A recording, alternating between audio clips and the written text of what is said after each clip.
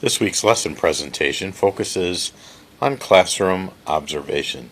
We'll take a look at a number of data collection tools that can foster objective analysis of classroom behavior and the impact of teaching practice on student achievement.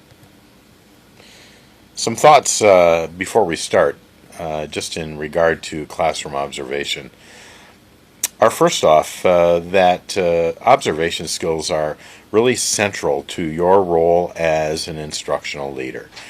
This is the key aspect of the craft of leading instructional improvement, the ability to observe what's happening in the classroom and to interact with teachers about that to foster improvement of performance and an increase of student achievement.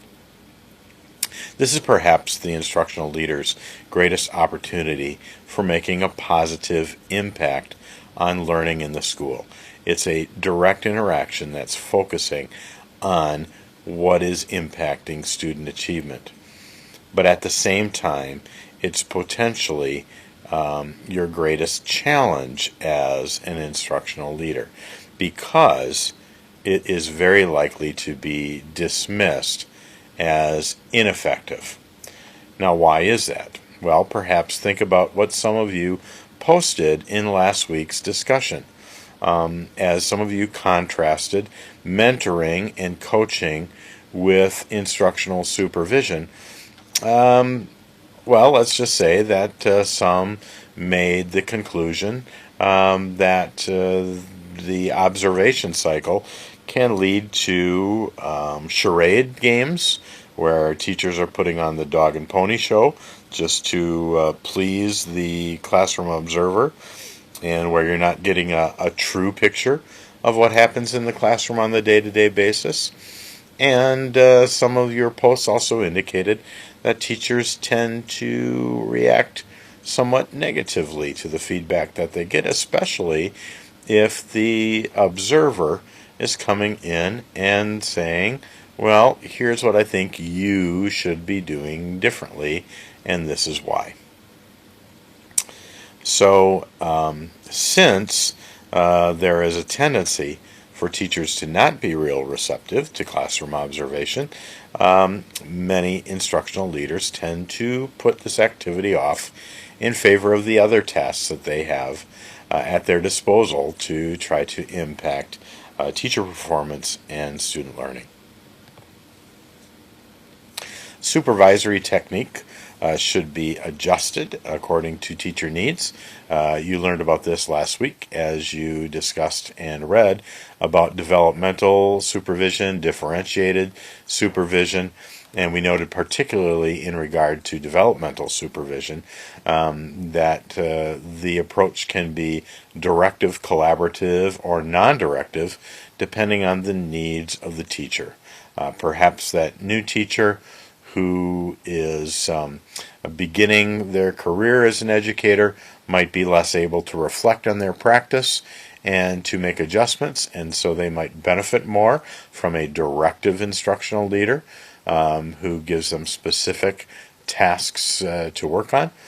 And then you might have a teacher who is very self-reflective, very able to make adjustments on the fly, and that teacher may benefit more from a supervisor who is non-directive and provides data for the teacher to reflect upon and then to make decisions. The key in all of this is the ability to gather objective data, so we'll be looking at a number of tools that you can use to do that. And all of it focuses then, or it all comes together in the post-observation conference. And there, it's very important that the supervisory technique matches the need of the instructor. And so we might have objective data. We have to make sure that the way that we interface with the teacher on that data is appropriate for that teacher. We might, as instructional leaders, choose to interpret the data and to set the stage for what steps are going to be followed going forward with a teacher who needs that approach. we may simply lay the data out on the table and let the instructor analyze the data when the instructor has the ability to self-reflect and to make adjustments. So let's take a look at a pictograph. This is a data collection strategy that you can use as an instructional leader, where you simply create some stickmen at a moment in time in the classroom to demonstrate what was going on. You might have a series of 3 or 4 of these drawings associated with different times during the lesson. So I would ask you to take a moment and describe what's happening in this classroom.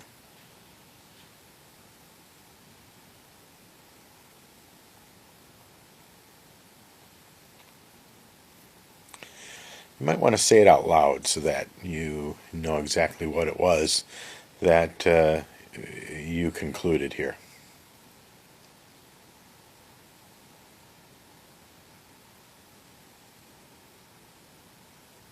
All right, did your description go like this? In this classroom, the teacher is losing control of the classroom. There are students who are not paying attention. They're turned around in their seats. They're talking to one another. And it looks like the teacher is trying to gain control of the classroom, but the students in the back of the room are out of control. They're out of their seats. They're moving around, etc., and so forth. Or did it sound something like this? At this particular point in the lesson, 3 students were out of their seats. 1 was sitting on the floor. 2 were standing up. There were 2 students turned around in their seats. There were 3 pairs of students that were talking to one another. The teacher was in the front of the room. The students on the far right-hand side of the room were all engaged in doing their assignment activity that had been given to them. Now, do you note the difference between the two? In the first, I wasn't describing what was happening. I was interpreting what was happening in the classroom. The students are out of control. That's an interpretation. The students are not paying attention to the lesson. That's an interpretation. As opposed to a description. 3 students were out of their seat at this particular point in time. And so, as you work with teachers, once you've collected data and then you sit down and conference with teachers, we have to be careful about how we talk about the data. It's always a good practice to allow the teacher to interpret the data and not to interpret it for them, because we learn a lot about the teacher when we ask them to interpret the objective data that's going on. And sometimes they offer some insights that help us better understand the things that are taking place in the classroom. Here's a data collection tool. This is where you walk in the classroom with a blank sheet of paper. And guess what? That is probably one of the most common used data collection tools that there is. Now you're saying, well, there is no tool. It's just a sheet of paper. And that's the point. Many observers go into the classroom without necessarily a game plan. They've got their legal pad, they've got their pen, and then they go at it and they start to make notes and observations. And it might not be very focused when we do that. So what we'd like to do is offer you some actual tools that can provide a focus that matches the intent of the observation based on the pre-conference you've had with the teacher.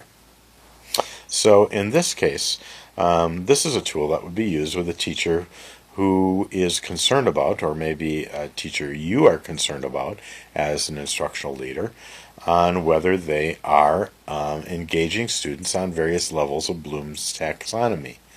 And so what we do is we simply tally every time a question is asked. at what level is that question worded, and what type of thinking is taking place in the classroom. Are we asking students to analyze, apply? Are we simply asking them to recall from memory? And then we can compute what the percentage is, and this becomes something that we can focus on in our conversation with the teacher. This is a tool that is used to assess how well the students are staying on task. Every 5 minutes we make a sweep of the classroom, and for each student we put down a letter to represent whether they are on task and in what way they are on task, or whether they are off task and in what way are they off task. And so we determine a key ahead of time, and then it's a simple opportunity of just marking that down. We just glance at the student. We don't take time to assess and stare that student down and figure out what they're doing. We just, at a first glance, look at Andrew. Oh, it's 9 o'clock. I look at Andrew. He is on task and he's listening. I look at Sean, same thing. I go on, and when I get to Sam, I see that Sam is off task and he's disturbing someone, so put an I. And so I just quickly go through, and what is, I think, is always handy is to also note at the top of the column what was the teacher doing at that point in the lesson, because then we can make some good connections between those two things. This is a performance indicator instrument. We would use this perhaps with a teacher where we are working on elements of effective lesson planning, and are the different aspects of a lesson present or not. And so it's a quick yes or no, and then we can make some comments about that. Here's another version of that. And so in this case, we're looking at some other elements of instruction and looking to see if those elements are present in the classroom or not. This is a visual diagram of verbal interaction. And so here we're just making arrows between a symbol that indicates the teacher in the front and then the various students throughout the room. And we draw an arrow whichever direction the communication is going, either from the teacher to the student or vice versa. And then we number those arrows as we're going through the lesson so that we can see kind of the progression of what takes place. And so you can see that in this case, first question, now if I'm the teacher looking at the classroom, is to the front and right side of the room, and the student responds. And then the third question is a little bit farther down that same right hand side to the fourth student. That student does not respond back, but then a student in the middle of the room responds back to that question. So now the arrow comes from that one, number 4, up into the teacher. And then verbal interaction number 5 is from the teacher to the student toward the left side. That fourth student in that second row to the right as you look at it, but the left side of the classroom as the teacher's teaching.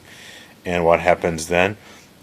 Interaction number 6 is the student next to that student is maybe pointing out to that student, maybe the student was in the wrong place and this other student helped them find the right place, and so on. So as we sit down with the teacher after the lesson and we take a look at this, the teacher and the observer can draw some conclusions. In this case, we would likely conclude that the teacher needs to disperse their questions throughout the room and their interactions because there's a big percentage of the room that's not getting engaged in the lesson. In fact, if we were able to have time on task data from this same lesson, we might note some interesting things. Maybe we'd be finding out that the students on the far right of the diagram and in the back of the room are not on task as well as the other students. And the interaction would demonstrate that as well.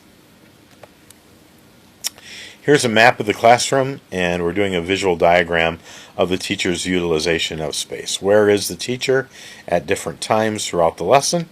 And there's a key at the bottom that shows us, what those different symbols represent. And so we've got the teacher's desk and the chalkboard and learning centers and so forth. And we can see where that teacher is throughout the lesson at different points in time and see what's going on. These are selected verbatim notes. And in this case, what is selected is based upon what was previously determined between the instructor and the classroom observer. And so there would be certain things that I would be keying on as I observe, and then I would be noting verbatim what happened. And perhaps the focus might be a certain type of question, or maybe the focus might be positive interactions. Whatever it might be, we focus that. It might be that the teacher didn't have a particular focus, and so you as an observer might have a particular focus, or you might selectively note things that trigger different thoughts that you have, and then that guides your conversation. So you were curious about maybe what a student said, and so you verbatim note what that student said. So it's a tool for collecting certain data, usually data that's previously been agreed upon in terms of what that represents. Here's an example of verbatim notes where the instructor writes down everything that happens and is said in the classroom. I've used this quite often myself. What's kind of fun with this is to actually make a photocopy of all your notes and to give those to the teacher and ask the teacher to analyze them, mark them up, and make notes about what they're reading. And then you do the same thing. And then you sit down with your two separate analyses and you compare notes, and some really interesting things come out of that in terms of conversation between the observer and the teacher. This is a focused questionnaire observation.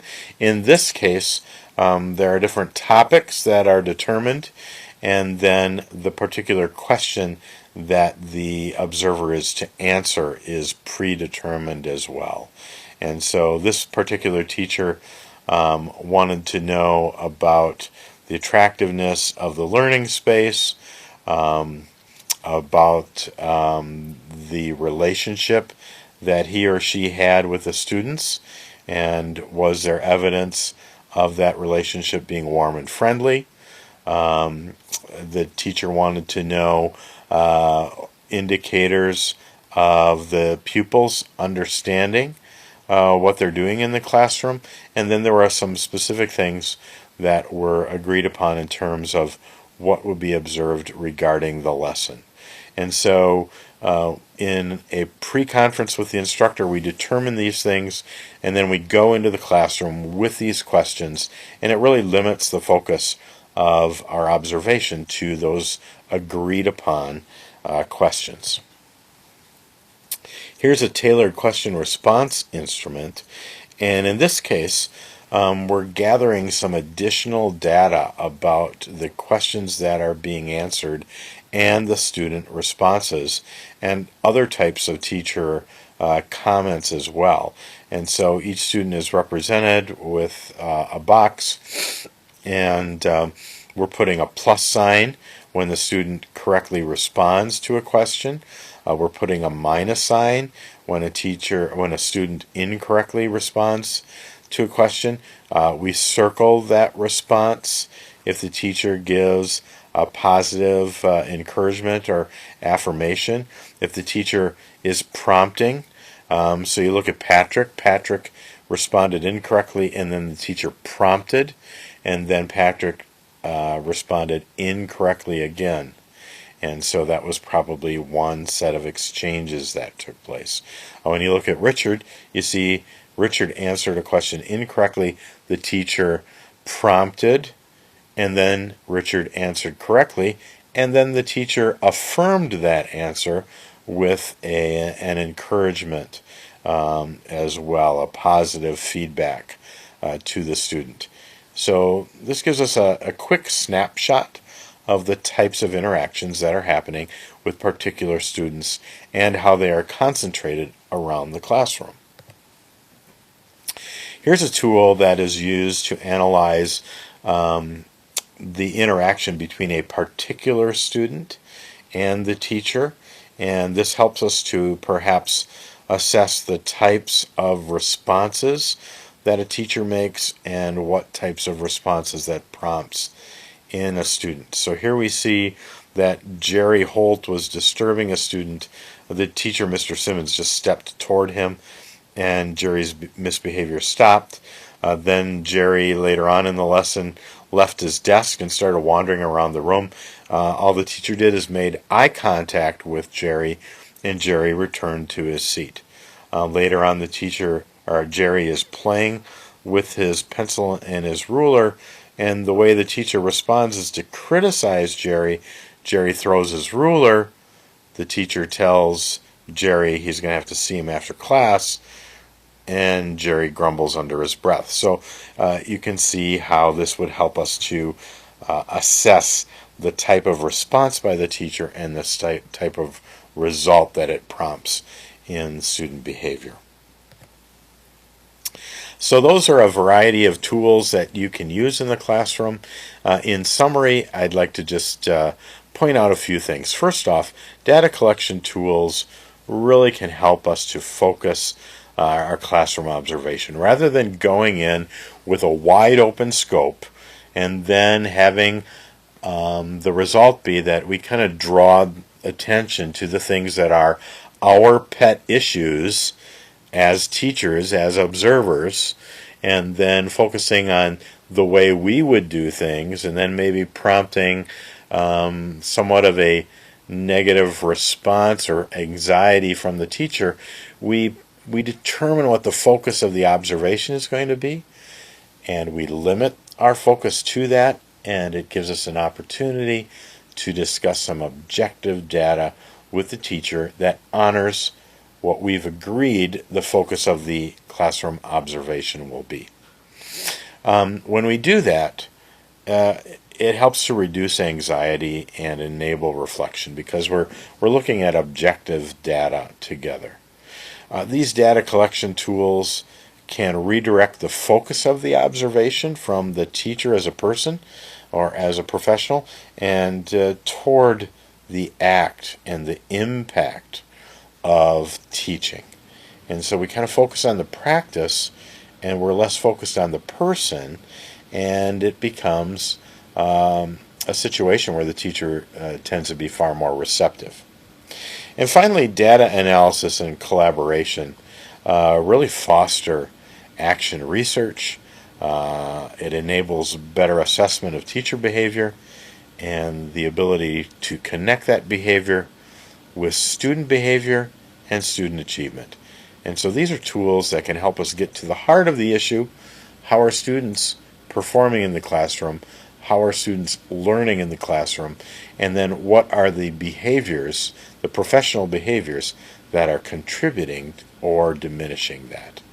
I hope you found these tools to be informative, and I encourage you to select one of these or one of the tools that was presented in your textbook, or take a look at the link I provided to you for some classroom observation tools that are available to you through the University of Minnesota website.